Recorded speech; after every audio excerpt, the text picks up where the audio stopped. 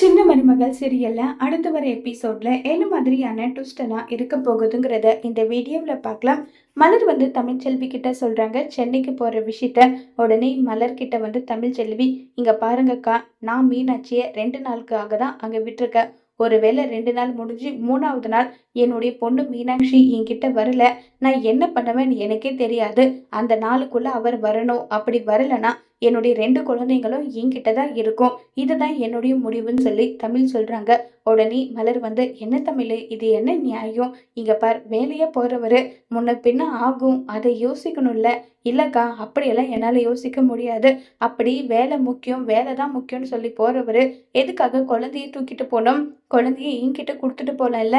ஏன் குழந்தைய நான் பார்த்துக்க மாட்டேனா? பெத்தவ எனக்கு குழந்தைய பார்த்துக்க தெரியாதா சொல்லுங்கன்னு சொல்லி சம்மதம் இல்லாம தமிழ் சண்டை போட்டுட்டு இருக்காங்க. உடனே சேது மலரு போலாமான்றாங்க.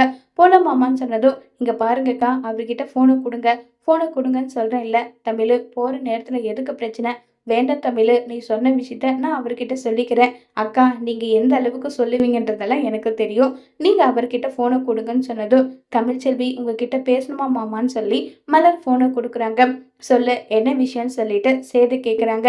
இங்க பாருங்க, நீங்க எப்பனாலும் எத்தனை நாளும் குழந்தை விட்டுட்டு நீங்க சென்னைக்கு தாராளமா போலாம்.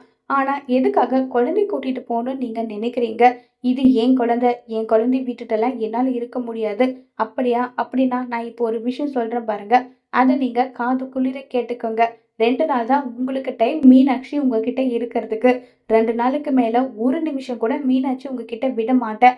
அப்படி ஒருவேளை மீனாட்சியை என்கிட்ட குடுக்க தாமதம் ஆச்சுன்னா, 2 குழந்தைங்களுமே நான் தான் வச்சுப்பேன். இதுதான் என்னுடைய முடிவு. அத நீங்க கேட்டுக்கோங்க. பஞ்சாயத்து கிட்ட சொல்லிட்டேன். கண்டிப்பா அவங்களும் இதுக்கு சம்மதம் சொல்லிட்டாங்கன்னு சொல்லி ரொம்பவே கோவமா தமிழ் ஃபோன கட் பண்றாங்க. சேதுக்கு என்ன பண்றதுன்னே புரியல.